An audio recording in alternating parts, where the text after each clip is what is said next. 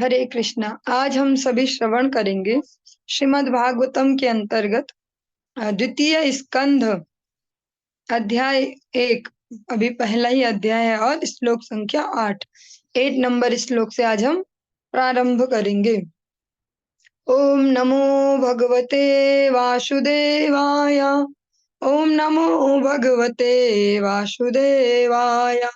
ओम नमो भगवते वासुदेवाय। जो प्रसंग हम श्रवण कर रहे हैं, महाराज परीक्षित सुखदेव गोस्वामी से कुछ प्रश्न करते हैं और सुखदेव गोस्वामी अब उनके आंसर दे रहे हैं, उन्हें उत्तर दे रहे हैं। इसी क्रम में सुखदेव गोस्वामी कहते हैं, इदं भागवतं नाम पुराणं ब्रह्म संहितं अधीतवान् द्वापराध पितुर्द्वैपायनादहम्। द्वापर युग के अंत में मैंने अपने पिता श्रील द्वैपायन व्यास देव से श्रीमद् भागवतम नाम के इस महान वैदिक साहित्य के अनुपूरक ग्रंथ का अध्ययन किया, जो समस्त वेदों के समान है।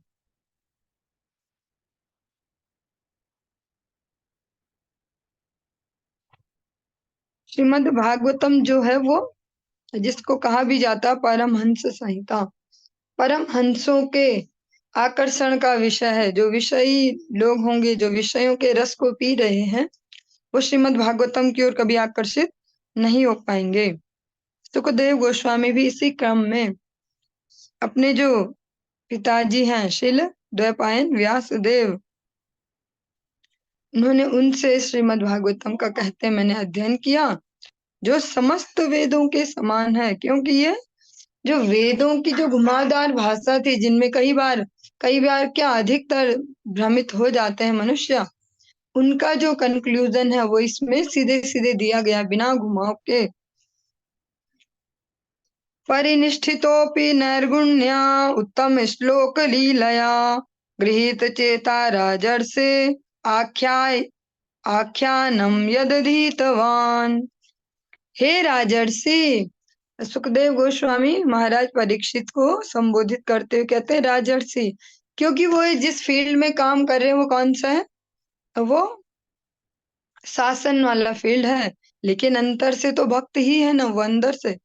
तो इसलिए राजर्षि, हे राजर्षि, मैं अध्यात्म में दृढ़ता पूर्वक पूर्ण रूप से स्थित था, तथापि मैं उन श्री भगवान की लीलाओं के वर्णन के प्रति आकृष्ट हुआ, जिनका वर्णन प्रबुद्ध उत्तम श्लोकों द्वारा किया जाता है। जो सुखदेव गोस्वामी हैं, जो कहा जाता निर्विशेष ब्रह्म में ही जो लीन रहते हैं, ऐसे व्यक्ति हैं। वही इस जड़ जगत से उनका कैसे भी कोई कनेक्शन नहीं है, फिर भी जो भगवान की सुंदर सुंदर लीलाओं का उन्होंने वर्णन सुना, तो उनका ऐसा चित्त भी उनकी ओर आकृष्ट हो गया। और कहा जा रहा है जिनका वर्णन प्रबुद्ध हरि बोल उत्तम श्लोकों द्वारा किया जाता है। जो इस जड़ जगत के विषयों की रति को छोड़कर भगवत चरणों में अनुरक्त हो गए, वही इन लीलाओं का वर्णन करने में सक्षम होते हैं। तदहं तेऽभिधास्यामि महापौरुषिको भवान् यस्य श्रद्धा तामाशु श्यामन् मुकुंदे मति सती। मैं वही श्रीमद् भागवतम आपको सुनाने जा रहा हूँ, क्योंकि आप भगवान श्री कृष्ण के सर्वाधिक निष्ठावान भक्त हैं। जो व्यक्ति श्रीमद् भागवतम को पूरे ध्यान से तथा सम्मान पूर्वक सुनता है, ध्यान से कभी कभी हम चैलेंजिंग मूड में भी सुन सकते, कोई कमी तो निकालें, लेकिन सम्मान पूर्वक, ये वर्ड साथ साथ है, उसे मोक्षदायक परमेश्वर की अविचल श्रद्धा प्राप्त होती है। जो श्रीमद् भागवतम मैं आपको सुनाने जा रहा हूँ, वो क्यों सुनाने जा रहा हूँ, क्योंकि आप भगवान के निष्ठावान भक्त हैं। सबको बांटने के लिए नहीं है, ये किसी को भी बांट दो। आप भगवान के परम भक्त हैं, निष्ठावान हैं, भगवान के चरणों में एक निष्ठ है, अतः मैं आपको सुनाता हूँ। और साथ में इसका रिजल्ट भी बता रहे। इसको सुन के क्या होगा? जिसको ध्यान से और सम्मान पूर्वक सुनता है उसको भगवान के श्री चरणों में अविचल श्रद्धा। एक तो श्रद्धा है, कॉमन सबके मन में है ही, थोड़ी थोड़ी श्रद्धा होती है, भैया हम भी धार्मिक है, हम भी सनातन धर्म से रिलेटेड है, जो भी इस प्रकार से या अलग अलग जहां जहां भी कोई कनेक्टेड हो। एक हो गया अविचल श्रद्धा, जिसको कोई विचलित ना कर पाए, ऐसी श्रद्धा। तो जब हम भागवतम को ध्यान से सुनेंगे तो भगवान के श्री चरणों में अविचल श्रद्धा उत्पन्न होगी। ये सब भागवतम के गौण फल है कि इससे पितृ उद्धार होता है, ये होता है, विश पूरी होती है, ऐसा हो जाता है, वैसा पूरा हो जाता है। ये सेकेंडरी है। जो इसका मेन जो पर्पस है वो क्या है, जो इसका मेन रिजल्ट है वो क्या है? भगवान के चरणों में अविचल श्रद्धा। एतन्निर्विद्यमानान मिच्छताम कुतो भयं योगीनां नृपनिर्णीतम हरेर्नामानुकीर्तनम। हे राजन, महान अधिकारियों का अनुगमन करके श्री भगवान के पवित्र नाम का निरंतर कीर्तन उन समस्त लोगों के लिए सफलता का निसंशय तथा निर्भीक मार्ग है जो समस्त भौतिक इच्छाओं से मुक्त हैं, अथवा जो समस्त भौतिक भोगों के इच्छुक हैं, और उन लोगों के लिए भी जो दिव्य ज्ञान के कारण आत्मतुष्ट हैं। इसमें क्या कहा जा रहा है? जब महान अधिकारियों का अनुगमन करके जो भगवान के स्निग्ध जन हैं, भगवान के स्निग्ध भक्त हैं, जब उनके अनुगत्य में भगवान के पवित्र नाम का कीर्तन किया जाता है तो फिर इसमें उससे क्या होता है? निस्संदेह, बिना संदेह के सफलता अवश्य प्राप्त होगी। और ये कैसा भय रहित है, निर्भीक मार्ग है, भय नहीं है इस मार्ग में। अब इसमें आगे कैटेगरीज बताई गई हैं कि कौन कौन सफलता को और निर्भीकता को प्राप्त करेगा भगवान के महान भक्तों के अनुगत्य में, भगवान के पवित्र नाम का कीर्तन करने से। वो कौन कौन है? जिनकी समस्त भौतिक इच्छाएं शांत हो गई हैं, या जिनके मन में भौतिक भोगों की इच्छा है, और उनके लिए भी कि जो ज्ञान के कारण संतुष्ट है। एक वो होते हैं ना, ज्ञान मार्ग का अवलंबन करते कि ठीक है अब तो हमें कुछ नहीं चाहिए, हम फिट है, जिस प्रकार से सेटिस्फाइड है। तो तीन कैटेगरीज यहाँ पर दी गई हैं। इसी प्रकार से आप श्रवण करते हैं। शिक्षाष्टकम के प्रथम श्लोक में स्वयं कलयुग पावनावतार श्री चैतन्य महाप्रभु कहते हैं, सर्वात्म स्नपनम परम विजयते श्री कृष्ण संकीर्तनम। पहले तो इसके सुंदर सुंदर लाभ बताते हैं 6 प्रकार के, और अंत में कह देते हैं सबों के लिए, जिनको ये भी नहीं चाहिए, जिनको कुछ और चाहिए, भौतिकता चाहिए, उनको भी कह देते हैं सर्वात्म स्नपनम, सारी इच्छाएं पूरी हो जाने वाली हैं इससे। जो जो भी आप विश कर सकते हो, पर कि कोई ना कोई जो भी आपको विश पूरी करनी है वो आपका मैटर है, लेकिन जो वे है वो एक ही है, श्री कृष्ण संकीर्तनम, और वो भी भगवत भक्तों के अनुगत्य में।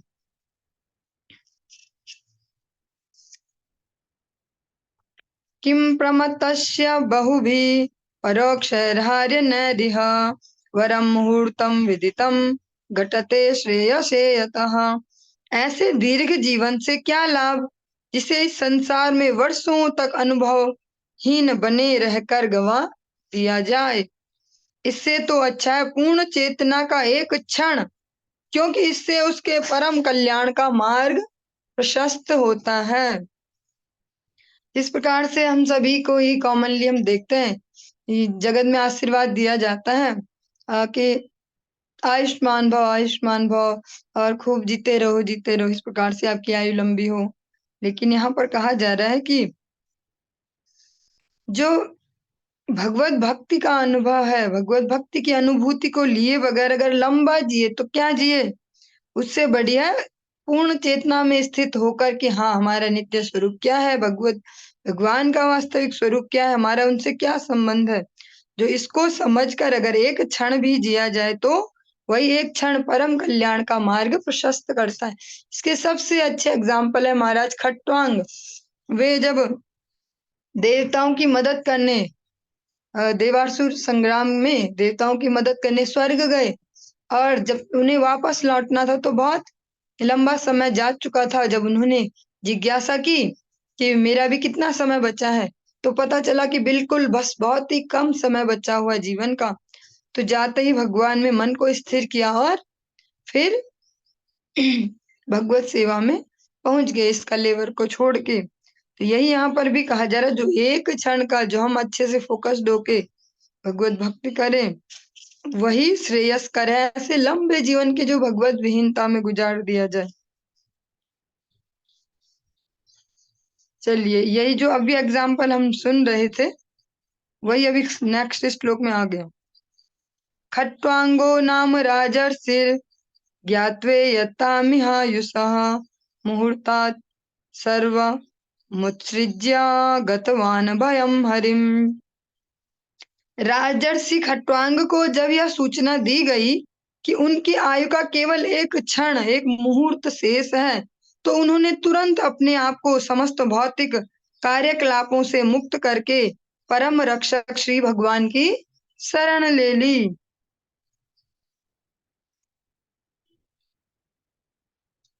महाराज खट्वांग को जब प्रसन्न होके जो राजा इंद्र हैं वो बोलते हैं कि आप कोई विश मांगो, कुछ मुझसे ले लो इसके बदले जो आपने हमारी इतनी हेल्प की है, तो कहते हैं कि आप मुझे बस इतना बता दो मेरे पास समय कितना बचा है।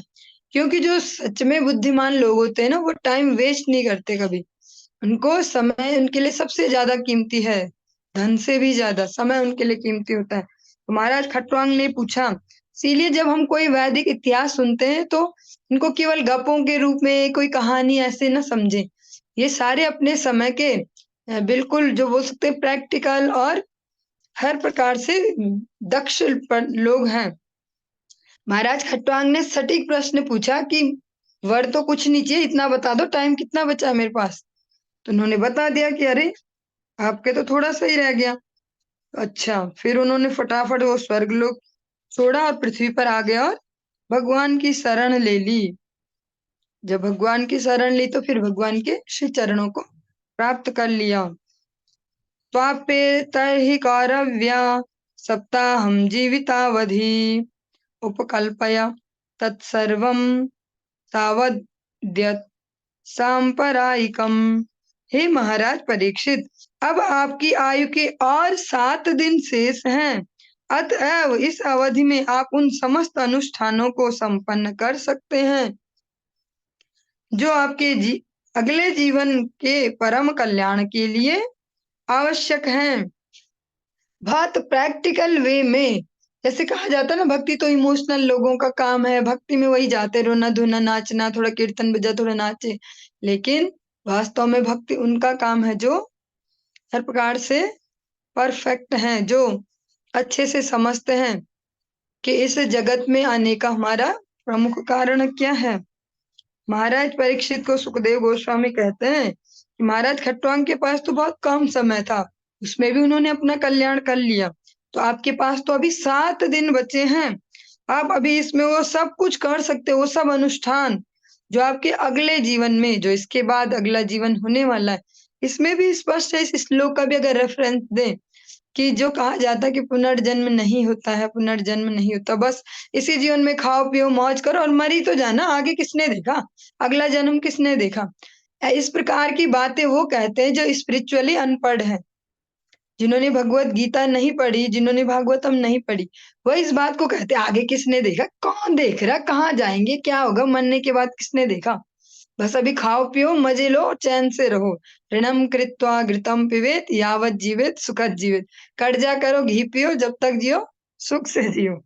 तो इस प्रकार की विचारधारा उनकी ही होती है जो स्पिरिचुअली इलिटरेट है, अनपढ़ है। जो अंतकाले तु पुरुष आगते गत साध्वसः छिंदाद्य संग शस्त्रेण स्पृहाम देहनुये च तम। मनुष्य को चाहिए कि जीवन के अंत काल में मृत्यु से, जो लिखा है ना वो हम सबके पचाने लायक नहीं है, मृत्यु से तनिक भी भयभीत न हो, शब्द दोबारा सुनेंगे, जीवन के अंत काल में मृत्यु से तनिक भी भयभीत न हो, अपितु वह भौतिक शरीर से तथा उससे संबंधित सारी वस्तुओं एवं उससे संबंधित समस्त इच्छाओं से अपनी आसक्ति तोड़ ले। कितना मुश्किल काम लिख दिया है यहाँ पे सुखदेव गोस्वामी ने। ये तो असंभव ही है वैसे आम मनुष्य के लिए। कह रहे हैं कि मनुष्य के लिए वास्तविक करने वाला कार्य क्या है, कर्तव्य क्या है। मनुष्य को चाहिए कि लास्ट टाइम पे, लास्ट टाइम मीन एक टाइम के बाद तो पता चल ही जाता है ना कि अब तो हम जाएंगे ही, अब आने वाला तो सीन नहीं, अब जाएंगे ही। तो उस समय से वो भय भी तुमने छोड़ दे। जबकि ठीक उल्टा होता है इस जगत में, एक टाइम के बाद भय हाई लेवल पर बढ़ जाता है और वो क्रोध के रूप में, फ्रस्ट्रेशन के रूप में, एक्सपेक्टेशन के रूप में, अलग अलग रूप में आता है। बेस क्या है उसका? भय। बेस है उसका भय। और यहाँ पर सुखदेव गोस्वामी कहते हैं कि मनुष्य को अंत काल में, जो जीवन का अंतिम समय, उसमें मृत्यु से तनिक भी भयभीत न हो। जबकि हर सेकंड थोड़ी सी कहीं से अलग से आवाज होगी, अकेले हैं तो क्या आ गया, कौन आ गया, और अलग अलग प्रकार के साधन किए जाते हैं। दरवाजे के पीछे कुछ रख दो, डंडा रख दो, या ये रख दो, कहीं कुछ बेड के नीचे कुछ छुपा के रखो, ऐसा ऐसे ही कहीं कोई आ गया अचानक। और यहाँ पर सुखदेव गोस्वामी बिल्कुल अपोजिट कह रहे हैं कि अंत काल में मृत्यु से तनिक भी भयभीत न हो। और क्या करे, साथ में कुछ और कंडीशन भी बता रहे हैं। अपितु वह भौतिक शरीर से, जो ये भौतिक शरीर है, जिसको जीवन भर इतने लंबे समय तक हमने समझा ये हम ही तो है, रोज शीशे में देख देख के सोचा मैं ये हूँ, अच्छा मेरे यहाँ पे ये हो रहा, मुझे बुखार आ रहा, मुझे ये, मैं यही तो हूँ बस। आज वो कह रहे हैं इस मुझे को छोड़ दे और मुझसे जो रिलेटेड है, मेरा जिसको कहा जा रहा है, उससे भी आसक्ति तोड़ ले। कितना असंभव सा, कितना हो सकता है इम्पॉसिबल टास्क दिया जा रहा है। लेकिन एक जो वास्तविक वेल विशर है, जो वास्तविक शुभेच्छु है, हमारा शुभ चिंतक है, वही ये बता पाएगा कि आपको क्या करना चाहिए। वरना सब यही बताएंगे, अच्छा ऐसे तो ऐसा करो ना, फिर ऐसा कर लो, अगर ऐसा कर रहे घर वाले तो आप ये कर लो, आपको डर लगता है तो ऐसा कर लो, पुलिस वालों का वो नंबर रख लो, कुछ भी बात होती तो कर लो। हमारे जानने में ही अब तो उन्होंने शरीर छोड़ दिया है। हमारे इस जो बोल सकते हैं निवास स्थान के आसपास एक ऐसे व्यक्ति थे, अ, भगवान की कृपा से ऐसे एग्जाम्पल फट से याद आ जाते हैं जिससे आप लोग जल्दी इजी से समझ पाओ। एक व्यक्ति थे, वो बहुत अच्छे से, उन्होंने बहुत अच्छी रैंक के ऑफिसर भी रहे भारत सरकार में। पारिवारिक जीवन ज्यादा बढ़िया नहीं रहा क्योंकि वो जॉब में ज्यादा व्यस्त रहे। संस्कार देना और ये सब जो पुराने जमाने की बातें, ये वो नहीं कर पाए, तो उनके संतानें भी बहुत अपने जीवन को अच्छी दिशा नहीं दे पाई। जो भी है उस परिप्रेक्ष्य में नहीं जाएंगे। लेकिन उनके जो मन का जो ये भय है, जिसको यहाँ पर कहा जा रहा है भय छोड़ दो, इसके लिए उन्होंने कुछ और किया, इस भय को कनकर करने के लिए। पुलिस वालों के उन्होंने 2-3 पुलिस वालों के नंबर अपने पास रख दिए और बड़े अच्छे से बताते थे कि बेटा, मैंने तो पुलिस वालों के नंबर अपने पास रखे, कुछ भी गड़बड़ हो, मैं अकेले रहता हूँ, सीनियर सिटीजन हूँ, कोई बात हो तो तुरंत कॉल करूंगा, मैं तो कर देता हूँ कभी कभी रात में भी अगर कुछ ऐसा लगता है। तो हम इस प्रकार से फिट करना चाहते हैं कि हम भयभीत ना हो, हम अपने भय को इस प्रकार से कनकर करना चाहते हैं। लेकिन सुखदेव गोस्वामी कहते हैं हमें जीवन के अंतिम समय में भयभीत नहीं होना चाहिए मृत्यु से। और जो ये कह पाएगा ना, वो उसके पास ही इसका इलाज भी होगा कि कैसे, हाउ इज इट पॉसिबल, कैसे ये संभव हो पाएगा। गृहात प्रव्रजितो धीरा पुण्य तीर्थ जलाप्लुतः शुचौ विविक्त आसीनो विधिवत कल्पितासने। आगे कुछ और भी बताया जा रहा है क्या करना चाहिए। मनुष्य को घर छोड़कर आत्म संयम का अभ्यास करना चाहिए। कह सकते हैं जिसको सेल्फ कंट्रोल या सेल्फ डिसिप्लिन। घर को छोड़कर आत्म संयम का अभ्यास करना चाहिए।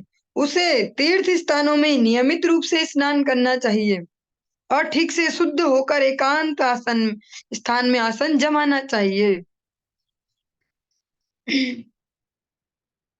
तीर्थ स्थानों में नियमित स्नान करने से क्या फल होगा?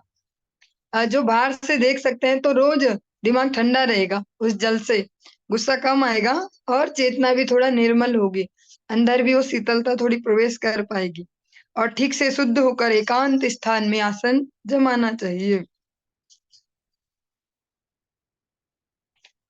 ये बताया जा रहा है अगले जीवन के लिए तैयारी के लिए, कि जिनको पता चल गया कि अब हमें जाना ही है। तो शायद सबको ही, हम सबको पता तो होता ही है। जब हम अन्यों को जाते देखते हैं, हर एक एज ग्रुप के लोगों को जाते देखते हैं, ऐसा तो है नहीं कि 50+, 60+ या 70+ या 80+ ही सोचे कि मैं जाने वाला हूँ। आज हम देखते हैं समाज में, अपने आसपास के हर एज ग्रुप का व्यक्ति जा रहा है, बच्चे से लेके जवान बूढ़ा हर एज ग्रुप का ही जा रहा है। इसलिए आध्यात्मिक शिक्षा बहुत ज्यादा महत्वपूर्ण है इस युग में। और विशेषकर जो कम एज के, उनके बीच जल्दी से जल्दी आध्यात्मिक शिक्षा का पहुंचना बहुत आवश्यक है, ताकि वे अपने समय को सही जगह लगा पाए और ठीक से प्रैक्टिस कर पाए इसकी, जो हमको इतना डिफिकल्ट लग रहा है कि कैसे आसक्ति भी छोड़ दो, डरो भी मत, घर भी छोड़ दो। अरे हमें तो लगता है कि हमने जो खून पसीने से इतना अच्छे से घर बनाया, इसमें ही मरेंगे बस, तो कहीं नहीं जाना, बस अपनी कुटिया में यही मरेंगे। शब्द बोलते हैं कुटिया और होता है वो महल। हम अपनी कुटिया में ही मरेंगे बस, कहीं नहीं जाना, बस अपनी झोपड़ी में ही मर जाएंगे अब बस, अब कहीं नहीं। यहाँ पे ठीक उल्टा बताया जा रहा है, ये सब कुछ छोड़ दिया जाए। और जब आप लोग ये श्रवण कर रहे हैं तो पर्सनली मेरे प्रति कोई द्वेष बुद्धि ना रखे। मैं भी अभी श्रीमद् भागवतम के हाथों मजबूर हूँ। अभ्यसेन मनसा शुद्धम त्रिवृद्ध ब्रह्माक्षरम परम मनो यच्छेजित श्वासो ब्रह्म बीजम विस्मरन्। मनुष्य उपयुक्त विधि से आसन जमाकर मन को 3 दिव्य अक्षरों अ उ म का स्मरण कराए और श्वास को नियंत्रित करके मन को वश में करे, जिससे वह दिव्य बीज को नहीं भूले। यहाँ पर जो प्रणव ध्वनि है उसके बारे में कहा जा रहा है, क्योंकि भगवान भगवत गीता में कहते हैं कि जो शब्द है उनमें जो प्रणव है, ओंकार है, वो मेरा रिप्रेजेंटेटिव है। जो हम सबको जो बचपन से कंडीशनिंग मिली है, ओम का मतलब हमको भोलेनाथ बताया जाता है। पर्सनली मुझे तो ऐसा ही पता था कि ओम का मतलब भोलेनाथ ही होता है, बस ओम से भोलेनाथ को रिप्रेजेंट करता है। लेकिन जब गुरुदेव के कृपा से श्रीमद् भगवत गीता का जब श्रीमद् भागवत गीता हमारे जीवन में आई, तो भगवत गीता में खुद से पढ़ा और गुरु वैष्णव से उसकी एक्सप्लेनेशन सुनी, तो भगवान कहते हैं ये ओम जो है वो मेरा रिप्रेजेंटेटिव है, ये जो प्रणव ध्वनि है। तो और जो इस कलयुग में कहें प्रैक्टिकली तो भगवान के दिव्य नाम, कलयुग के लिए जो नाम जो कह सकते हैं दिया गया है, जो जो सलाह दी गई है इस कलयुग में पवित्र नाम को लेकर, वो है हरे कृष्ण कृष्ण कृष्ण हरे हरे, हरे राम राम राम हरे हरे। इस दिव्य नाम का जप करना, श्वास को नियंत्रित करके मन को वश में करे, जिससे वह दिव्य जो ये नाम है इसको ना भूले। जब भगवान के नाम में मन को एकाग्र करेंगे तो श्वासों पर भी स्वयं ही नियंत्रण हो जाएगा, क्योंकि जब फोकस्ड होंगे भगवान के नाम में, तो धीरे धीरे जो बेचैनी है, दिमाग की जो अस्थिरता है, वो मिनिमाइज होगी। फोकस होगा तो जो श्वासें हैं वो खुद ही नॉर्मल गति से अपनी चलने लगेंगी। सांस, जो हमारी श्वासों की गति है वो एबनॉर्मल तभी तो होती है जब कोई ना कोई उद्वेग होता है, या तो अति प्रसन्न हो जाए, या अति दुखी हो जाए, या अति गुस्से में हो जाए, तो फिर हमारी श्वासों की गति ऊपर नीचे कुछ हो जाती है। नियच्छे द्विषयेभ्यो अक्षान मनसा बुद्धिसारथि मनः कर्मभिराक्षिप्तम् शुभार्थे धारये धिया। धीरे धीरे जब मन उत्तरोत्तर आध्यात्मिक हो जाए, तो उसे इंद्रिय कार्यों से खींच लिया जाए, विलग कर दिया जाए, इससे इंद्रियां बुद्धि द्वारा वशीभूत हो जाएंगी। से भौतिक कार्यकलापों में लीन मन को भी श्री भगवान की सेवा में प्रवृत्त किया जा सकता है और पूर्ण दिव्य भाव में स्थिर हुआ जा सकता है। जब इस प्रकार से भगवान के नाम का आश्रय लेंगे, तो धीरे धीरे जो हमारी चेतना है वो अध्यात्म की ओर अग्रसर होगी। और फिर कहा जा रहा है जो हमारी जड़ इंद्रियां हैं, ये बाहर से भी, इनके भी जो भौतिक कार्यकलाप हैं, या कह सकते हैं जिन कार्यकलापों का उद्देश्य भौतिकता है, भौतिक प्रसन्नता या भौतिक संग्रह है, उनसे खुद को अलग करके उनको लगाया जाए भगवत प्रसन्नता के निमित्त जो कार्यकलाप है उनमें, जिनको हम सेवा कहते हैं। और जब भगवान की सेवा में इन इंद्रियों को लगा लेंगे तो फिर इंद्रियां मन के द्वारा कंट्रोल्ड नहीं होंगी जैसा अभी है। फिर बुद्धि ऊपर आ जाएगी, बुद्धि बताएगी मन को कि ऐसे करना है बेटा, ऐसा नहीं करना है। फिर पूर्ण दिव्य भाव में स्थिर हुआ जा सकता है।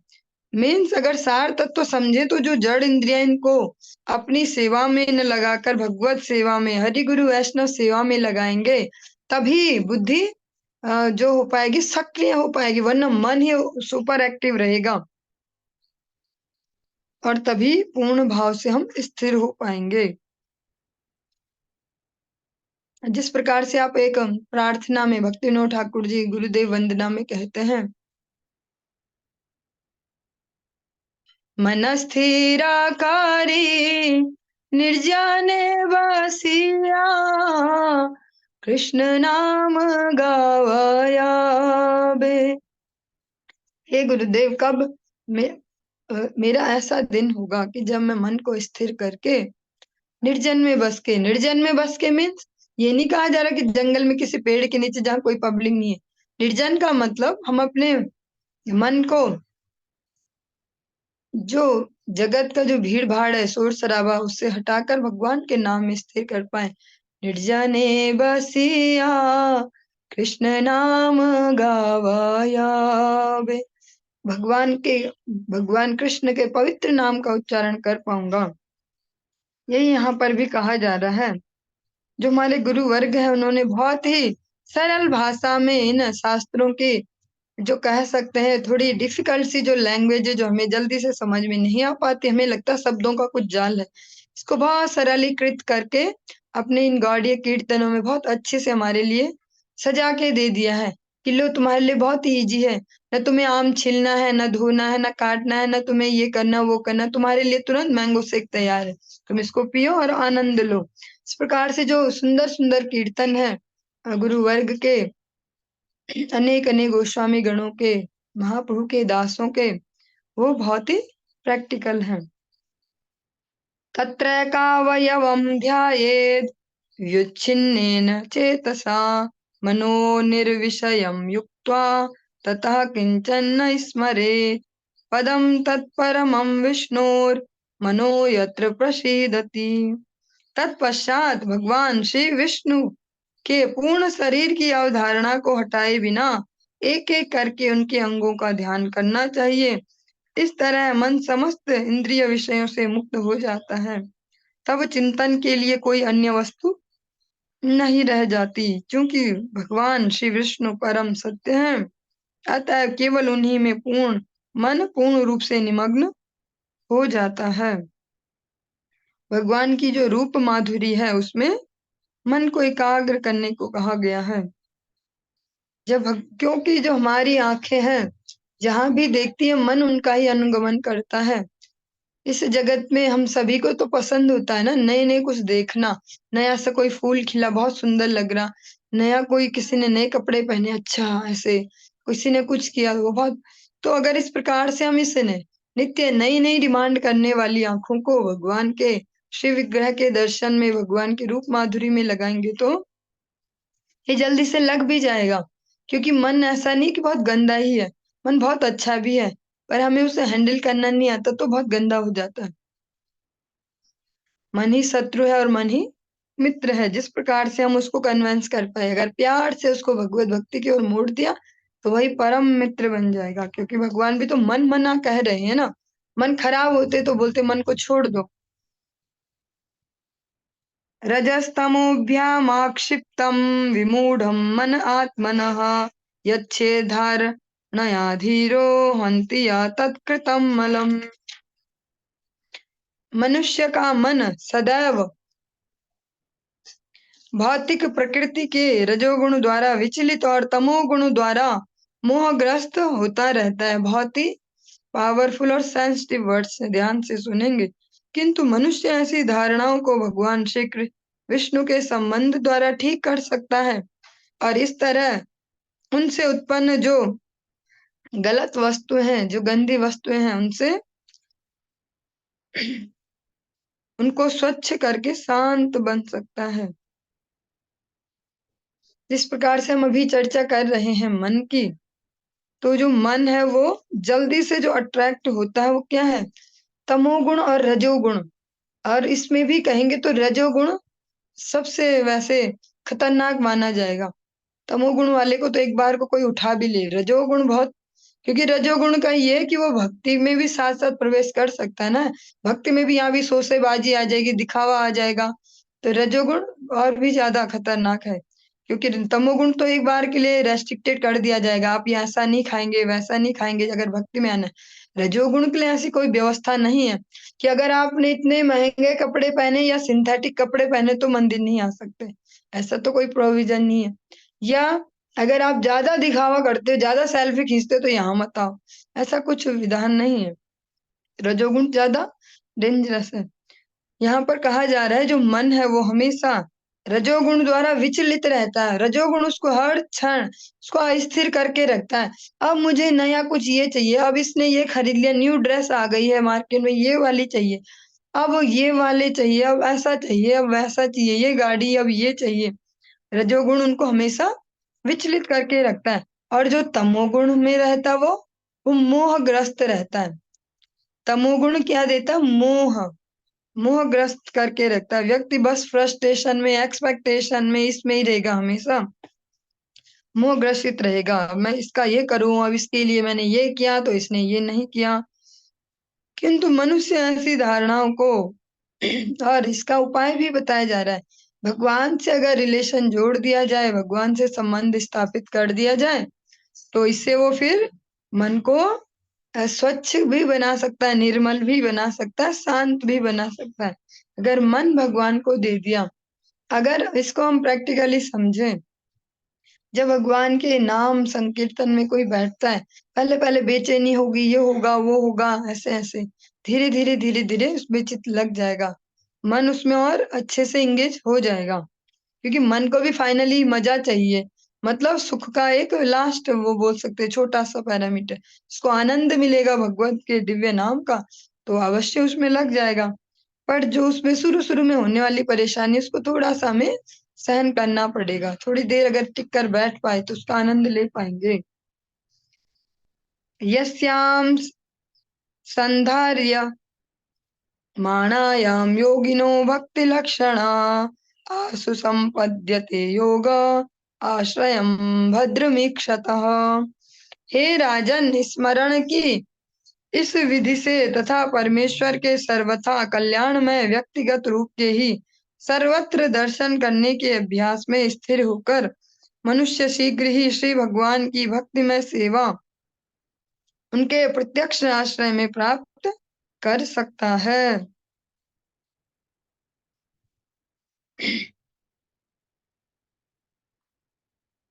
जब हम इस प्रकार से भगवान का स्मरण करेंगे, तो भगवान के भक्तों के अनुगत्य में, और भगवान अपने नेत्रों को, स्पेशली नेत्रों को भगवान के दिव्य दर्शन में लगाएंगे, स्थिर करेंगे, तो क्या होगा?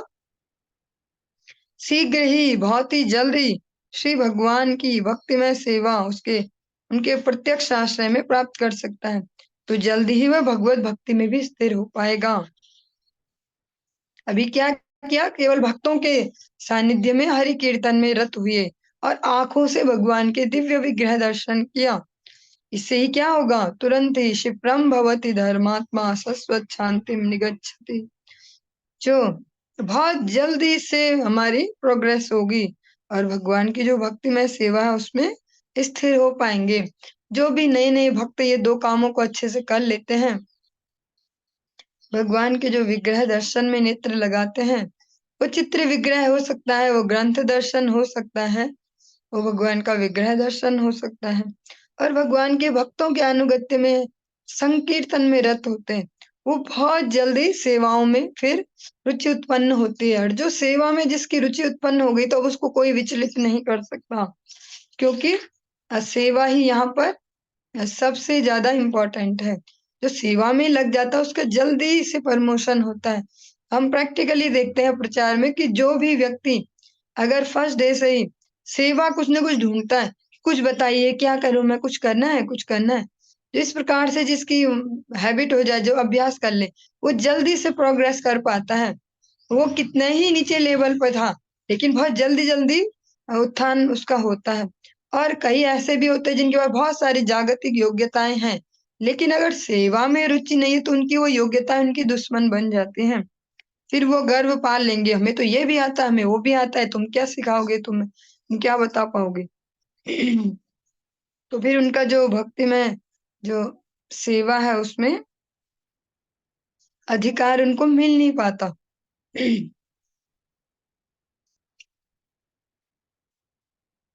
चलिए आज की इस चर्चा को यहीं पर ही विराम देंगे, आगे कल कंटिन्यू करेंगे। हरे कृष्ण।